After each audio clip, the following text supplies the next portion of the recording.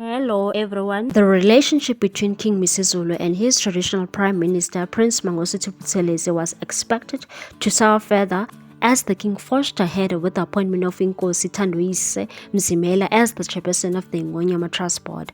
Sihle Mavuso, the journalist, took it to his timeline and reported the news and wrote, Prince Mangosuthu Buthelezi says yesterday he met with the king after he announced Inkosi Thanduyise Mzimela as the next chairperson of the Ingonyama Trust Board. He expressed concerns about how the transition from Judge Jerome Ngwenya to Inkosi Mzimela was handled, and which created serious confusion and distress with Zulu Nation. Buthelezi said he advised the king to take Zulu Nation into his confidence on this matter through an imbizo. If the king fails to call it, he will be obliged to call it as traditional prime minister.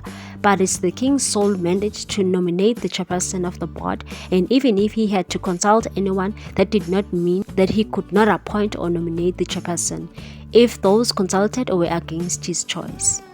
What's your take on this one, people? Thanks for watching. Please subscribe for more news.